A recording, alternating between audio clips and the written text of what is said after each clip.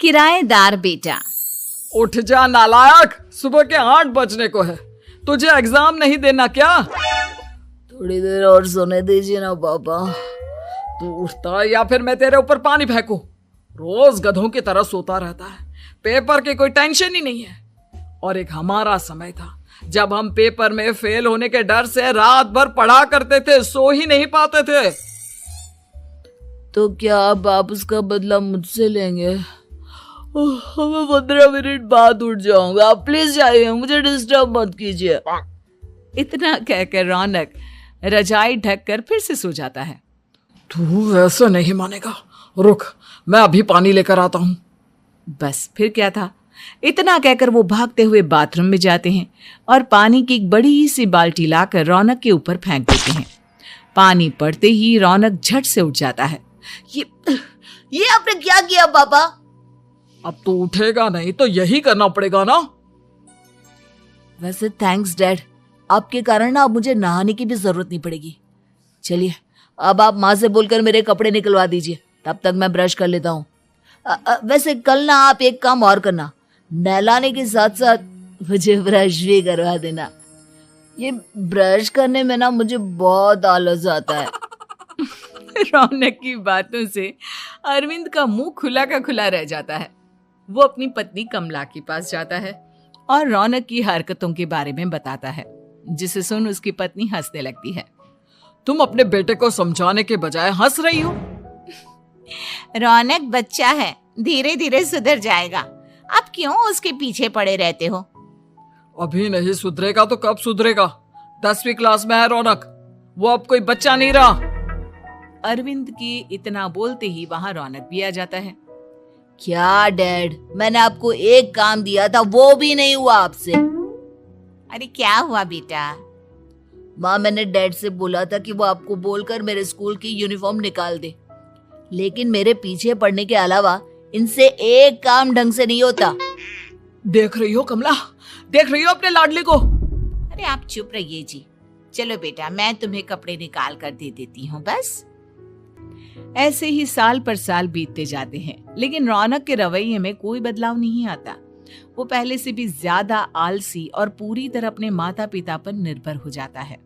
2 साल बाद पता नहीं कहाँ गायब रहता है पूरे दिन, अब तक तो आ जाना चाहिए था। अरे आप इतनी फिक्र क्यों कर रहे हैं उसकी? दोस्तों के साथ खेल रहा होगा, आ जाएगा अभी। ये कोई टाइम है खेलने का? 10 बजने वाले हैं, इतनी रात में कौन खेलता है? कमला कुछ कहती उससे पहले ही रौनक वहां आ जाता है। मम्मी जल्दी से खाना लगा दो, बहुत भूख लग रही है। तुम्हें तब तक खाना नहीं मिलेगा जब तक तुम बता नहीं देते कि इतनी रात गए कहां से आ रहे हो। ओ प्लीज डैड, अब आप एसी पे प्रद्युमन बनकर मेरे सर पर बंदूक लेकर मत बैठ जाना। अपनी फालतू की बकवास बंद कर और बता कहां से आ रहा है। माँ अब समझाइए ना डैड को। बता देना बेटा, इनको भी तसल्ली हो जाएगी। आप बोल रही हैं तो बता देता हूँ, मैं दोस्तों के साथ मूवी देखने गया था, इसलिए देर हो गई। तो इन सब चीजों में मेरे पैसे उड़ाता है? कभी 1 रुपया कमाने के बारे में सोचा है तूने? जब देखो हवा की तरह पैसे उड़ाता रहता है। माँ अब आप इन्हें चुप करा दीजिए, वरना ना मुझे गुस्सा आ जाएगा। अच्छा क्या कर लेगा? बता ना, क्या कर लेगा तू? वैसे बात तो ठीक ही है, मैं कर ही क्या सकता हूँ, पैसे तो फिर भी मैं आपसे ही मांगूंगा ना। चलिए अब ये सब बात छोड़िए और मम्मी मेरे लिए खाना लगा दीजिए। अभी लगा देती हूँ बेटा। मैं बता रहा हूँ कमला, एक दिन ये ऐसे ही बिगड़ जाएगा। उफ़ो, आप क्यों इतना पीछे पड़े रहते हो मेरे बच्चे के? बात की बाद में देखेंगे, अभी आप शांति से उसे खाना खाने देंगे। अगले दिन, डैडी मुझे 10,000 रुपए चाहिए। हाँ? अब इतने पैसे क्यों चाहिए तुझे? डैड आप बिना सवाल किए कभी पैसे नहीं दे सकते क्या? जब तक तू बताएगा नहीं तुझे पैसे भी नहीं मिलेंगे। अरे अब आप अपने बेटे को पैसे भी नहीं दे सकते? नालायक, तेरी उम्र के लोग नौकरी करते हैं और एक तू है जो नौकरी करने का नाम ही नहीं लेता कभी। आप लोगों के होते हुए भला मैं नौकरी क्यों करूं? अरे हम कब तक पैसे देंगे तुझे? तुझे भी तो अपने पैरों पर खड़ा होना होगा ना। कौन सा उधार के पैरों पर खड़ा हूं? अपने ही तो पैरों पर खड़ा हूं मैं। इसी तरह रौनक दिन प्रतिदिन लापरवाह होता जाता है। उसकी लापरवाही को देखते हुए अरविंद और कमला अपने बेटे की शादी कराने का फैसला लेते हैं और 1 महीने के अंदर अंदर ही रौनक की शादी मेघा नाम की लड़की से करा देते हैं। शादी के कुछ दिन बाद, रौनक, मुझे एक अच्छी सी साड़ी चाहिए, आप ला दोगी ना? हाँ, क्यों नहीं। कितने तक की आती है साड़ी? यही करीब 5,000 तक की। तुम चिंता मत करो, मैं आज ही डैडी से पैसे मांगकर तुम्हारे लिए साड़ी ले आऊंगा। आप कब तक ऐसे ही अपने पापा से पैसे मांगते रहेंगी? कोई अच्छी सी नौकरी क्यों नहीं कर लेते आप? अरे डैड के होते हुए मुझे नौकरी करने की जरूरत ही क्या है? पर आप ऐसे कब तक उनसे पैसे मांगते रहेंगे? कुछ आपको अपने दम पर भी तो करना होगा ना। अब तुम भी बाकी लोगों की तरह मुझे ज्ञान देना शुरू मत कर देना। साड़ी चाहिए ना तुम्हें, मिल जाएगी बस। इतना कहकर रौनक अपने पिता से पैसे मांगने चला जाता है। डैडी, मुझे 5,000 रुपया चाहिए। अब 5,000 क्यों चाहिए तुझे? वो मेघा को साड़ी चाहिए थी। अरविंद आगे बिना कुछ कहे चुपचाप उसे पैसे निकाल कर दे देता है। कुछ दिन बाद, तुम्हें नहीं लगता कमला, रौनक हम पर पहले से भी ज्यादा डिपेंड हो गया है? मुझे तो अब उसके भविष्य की चिंता होने लगी है। कल को हमें कुछ हो गया तो वो क्या करेगा? काश तुमने पहले ये सोच लिया होता तो आज हमारा बेटा इतना लापरवाह नहीं होता। तब मुझे कहाँ पता था कि मेरा लाड प्यार उसे इतना बिगाड़ देगा कि वो इस हद तक लापरवाह बन जाएगा। कोई बात नहीं, अभी भी देर नहीं हुई। मुझे पता है उसे कैसे सुधारा जा सकता है। कैसे? अरविंद कुछ कहता उससे पहले रौनक वहां आ जाता है और पैसों के लिए हाथ फैलाने लगता है। डैड, मैं और मेघा बाहर घूमने जाना चाहते हैं। अरे वाह, ये आज सूरज कहाँ से निकला है? Dad please. अच्छा चलो अब मुद्दे की बात करो। मुझे अब 25,000 चाहिए। अब तुम्हें 1 रुपया भी नहीं मिलने वाला। अगर तुम्हें पैसों की इतनी ही जरूरत है तो कोई ढंग की नौकरी कर लो। मम्मी, आप कुछ कहिए ना डैड को। बेटा, वो गलत क्या बोल रहे हैं? ये सब हम तेरे भले के लिए ही तो कर रहे हैं। मम्मा, मैंने बताया ना आपको, मुझे नहीं करनी कोई जॉब वॉब। तो ठीक है, निकल जाओ हमारे घर से। तुम्हारे जैसे लोगों के लिए मैंने ये घर खड़ा नहीं किया है। जितना ये घर आपका है ना, उतना ही मेरा भी है। मैं कहीं नहीं जाने वाला। जाना तो पड़ेगा ही तुझे, क्योंकि अब मैं तेरा कोई भी खर्चा नहीं उठाने वाला। ठीक है, मत उठाइए मेरा खर्चा, मैं अपने दम पर भी जी सकता हूँ।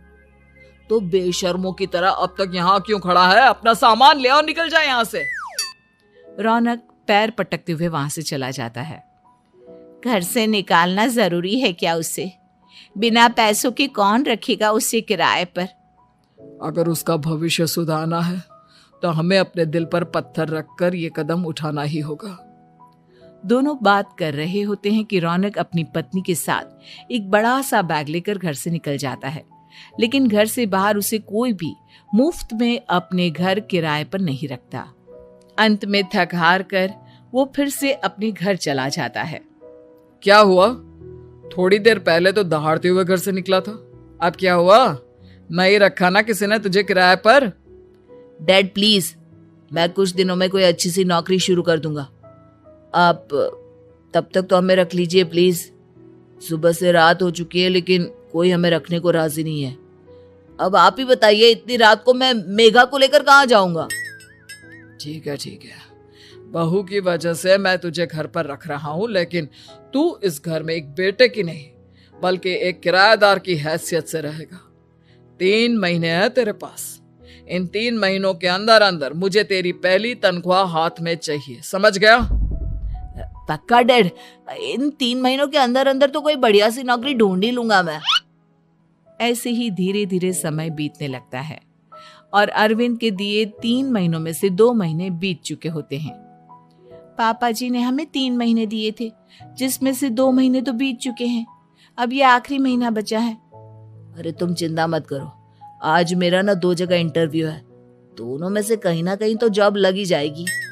अच्छा, all the best. Raunak interview के लिए निकल जाता है, जिसके बाद शाम में रौनक घर आता है। कैसा गया इंटरव्यू? आपकी नौकरी लगी या नहीं? अरे पहले सांस तो ले लेने दो अच्छे से। बताइए ना, मुझसे तो जरा भी इंतजार नहीं हो रहा है। वो दरअसल बात यह है कि मेरी नौकरी तो लग चुकी है, लेकिन पैसे बहुत कम है। कितने पैसे हैं? 15,000। इतने में अरविंद और कमला मिठाई का डिब्बा लेकर आ जाते हैं। बधाई हो बेटा। हम जानते थे तेरी जॉब जरूर लगेगी। लेकिन मेरी सैलरी बहुत कम है मम्मा। कम है तो क्या हुआ, धीरे धीरे बढ़ जाएगी। हाँ बेटा, हम तो बस चाहते थे कि तू अपने पैरों पर खड़ा हो जाए। मतलब अब आप मुझे घर से नहीं निकालेंगे?